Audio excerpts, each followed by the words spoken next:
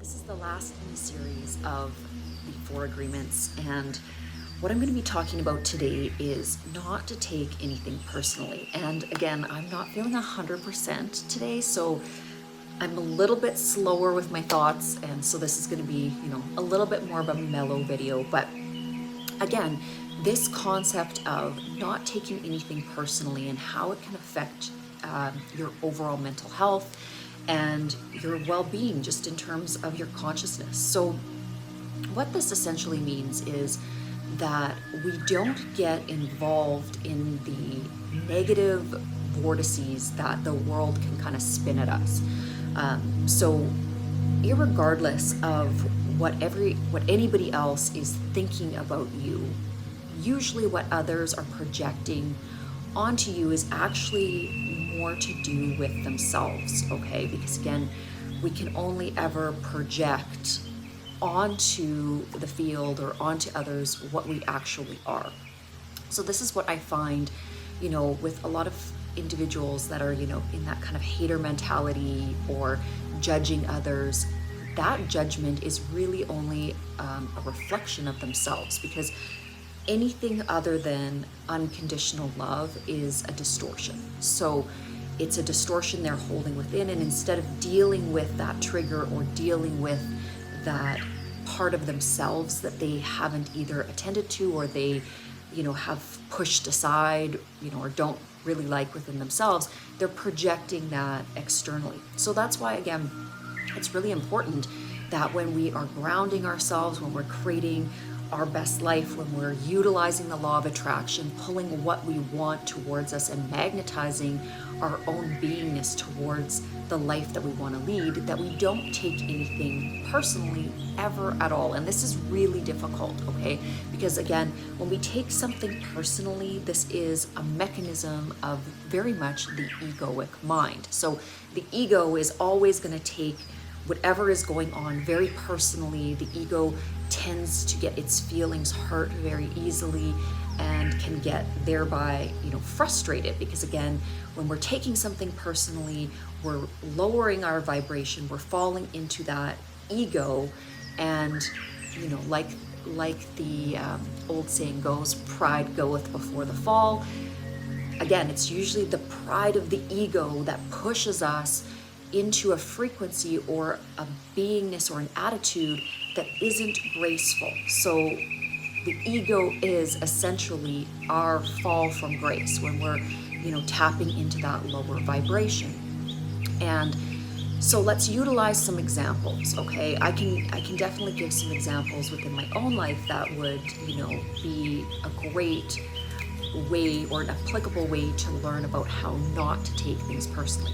Now, in my businesses, I run a lot of ads, and I'm in a lot of those ads, and I've had to learn very much so not to take the comments on those ads personally, because again, sometimes we're running 80 ads across North America, and there are going to be people that say things about those ads that are, not very nice, that, a lot of it isn't very nice, and some of it's really great. But I know intuitively that anybody that is posting anything negative is maybe not feeling good about their own situation in life. Maybe their business isn't going well. Maybe they're not where they want to be.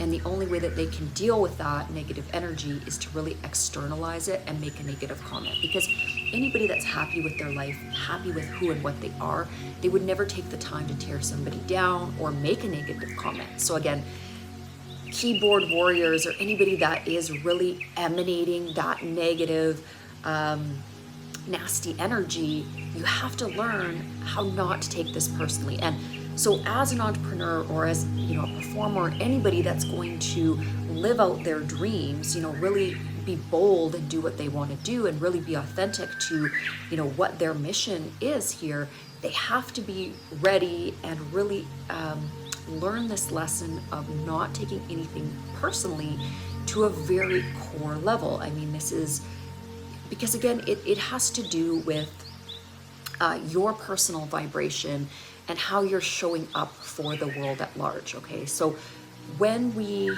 think of where we're calibrating in terms of our personal vibration in any given moment to always be holding this very, very high vibration. And what do I mean by, or what is this, very high vibrational state? So essentially, to be at your highest vibration means that you are completely loving, you're non-judgmental, you're not worrying about what any other person is doing. So you have no element of jealousy, you're not feeling inadequate in any way. You love, the age you are, where you are in life, who is surrounding you. You are grateful in each and every moment for any obstacle or any opportunity. You are filled with joy, you're filled with the energy of life. So that is holding a very high vibration. You emanate this quiet, graceful, hopeful, loving confidence about you. You never tear anybody down. You are very unconditionally loving. So what does that mean? That means when you're interacting with others, whether that be other human beings, the natural world, the animal kingdom, again, you're doing it with a certain gentleness and unconditional love. And that again ties into the element of non-judgment, because again, anytime that we are standing in judgment, we're lowering our vibration into that egoic mind, because again, the ego always feels like it has to be above, it has to place itself above and then look down at others and judge them in order to elevate itself. Okay, so back to this idea of not taking anything personally. Okay, so when we are sort of in this descent vibrationally, so when we take something that another person has done, we make an assumption about why they may have done it, and again, especially if we take that assumption and we personalize it, which is what the ego loves to do, then we, by way of that, can create a vortex of attack. And because, again, if we've taken something personally and it's triggered us, then generally what the ego wants to do is fight back, or, if it's irritated or it feels, whether it feels attacked or it feels jealous or it feels like that other person has, called it out or put it down, it immediately, again, lowers our energy into those more primal centers. If we think of the chakras, more of that survival mode or that survival mechanism type thinking. So, eat or be eaten, that survival of the fittest. And when we're lowering our vibration in this way and taking things personally, we get caught up in chaos. So that chaotic energy starts, that overthinking starts. So what you'll find happens with the egoic mind, or that lower mental, or the lower mental centers, is essentially you're going to kind of, again, sorry, I've got a sore throat this morning. You're going to be putting yourself into this chaotic state, overthinking, really kind of spinning thoughts. You'll be going over and over scenarios in your mind. And really think about it. If you just had not taken that situation or that event or what somebody said personally, you would be able to look at any situation from a sort of third party or top down higher perspective. And when you're looking from a higher perspective at anything, any person, any event, any obstacle, any great thing that's happening, again, we tend to, again, not allow it to push us around energetically, okay? We just hold that higher perspective over things. We can see where we have to adjust things to, again, raise our vibration. So to pull ourselves out of any kind of negativity vortex that is starting to spin due to taking something personally. And then from there, again, I want to go into, we've looked at what can happen in terms of a negative tailspin with taking something too personally, in terms of an attack, or if the ego feels like somebody is calling it out. But what does it mean as well, or what's the negative output of taking things too personally that are positive as well? When we take things really super personally from the positive end of the spectrum, that can be a little bit of an issue as well. Because again, if we are,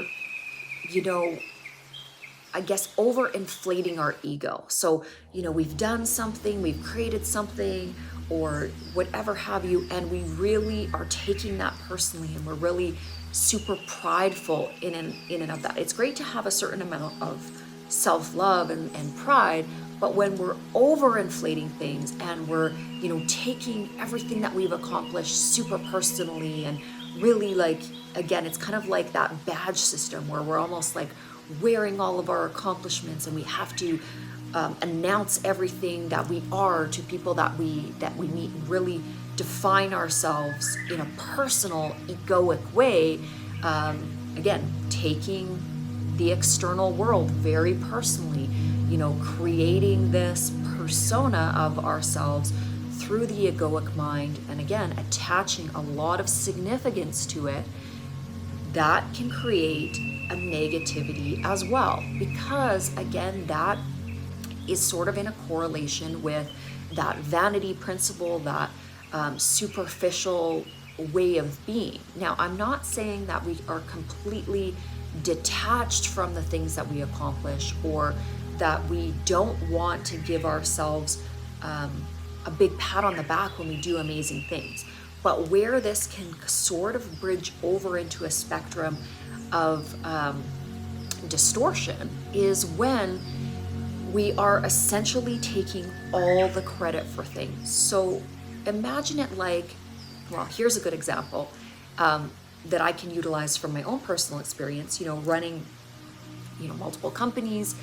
There is a lot that goes into it, and it takes my entire team, across the country at this point to make things work. So I can't really take full responsibility for every amazing thing that happens in my company, because there's literally, 100 or a couple hundred people, including students and spa staff and marketing staff and, school staff and compliance staff and legal staff and rental staff and commercial staff and build out staff and design teams and instructors. And like, there's so much that goes into the creation of what our teams are creating, that for me to over elevate myself in a way that, gives me a real ego or an overinflated projection of the creation, again, it's a disservice to my spirit, right? And it's a disservice to others involved as well, because when you have an amazing team that is working hard with you, the most ideal way to share the wealth, so to speak, is to really acknowledge each individual and what they bring to the culmination of the creation. Even nature, nature, there's not one grand force in nature that is, we can say the creator, we can say the field is the spirit of everything, is that grand underlying or the underpinning of everything. Of course we can, and we want to have reverence and love for that beingness or that spirituality. But it also takes every ant, every leaf, every tree, every particle of air, the oceans, the human beings, the all of the flora and fauna, the entire biosphere is a collaboration. It's a collaborative effort. And you don't want to become like the locust that just devours everything and then there's nothing left. It's about finding an equilibrium within your own energy where you are equally loving and giving, equally sharing the attention.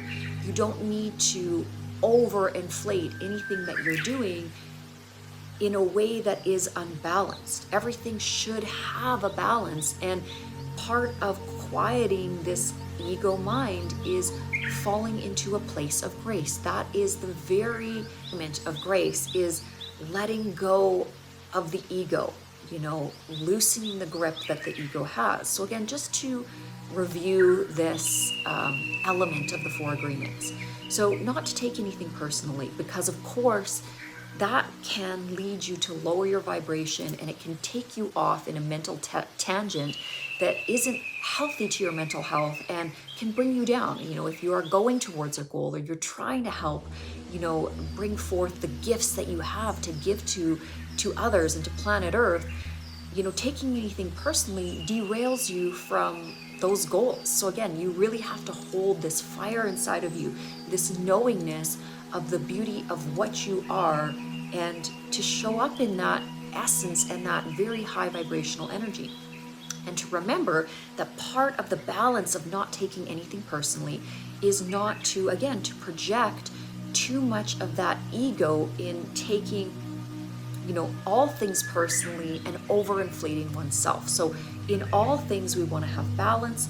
We want to not hold on too tightly to anything. So we don't want to hold on too tightly to vanity. We don't want to hold on too tightly to our, our identity, in a sense that if we are super attached and we're taking it super personally, that can lead to suffering down the road. And, one of the ways that we can suffer is if we over-define ourselves. So let's say, we feel that we have a very youthful, attractive image to ourselves, or we really define ourselves by a job, or, maybe a role like a mother or a father, whatever it is, however we are defining our identity. If we are really personalized, if our ego is really attached to these things, and if some of these things fall away, or if there is a transition in our lives, like potentially, the children leave home, or we sell our business in retirement, or we age, because again, aging is part of the journey here on planet Earth. If we don't loosen the grip of the ego a little bit and allow for that flow state, or that fluidness of being, knowing, having this internal knowing, more so that we are a spirit than an egoic identity, or a beingness of what we've created, or a body per se, then we detach ourselves from the suffering of the impermanence of any one of those specific identities. And this is where we bridge our own consciousness into that eternal quantum field, knowing that in all things, we aren't going to take it personally. We're not going to take any event in our life personally. We're not going to take anything anyone says or does to us personally.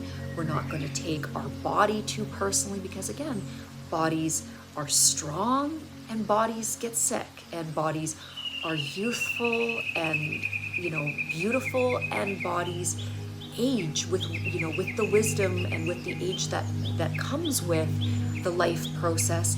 The body itself, again, starts to break down in a certain way, but this is even a mechanism or a faction of our learning, of our journey here. And we have to learn, even in and of that, not to take it too personally, and to realize that life is a cyclical journey, and that we are the very essence of what we are. Our consciousness is part of all that is, and it is an eternal, never-ending aspect.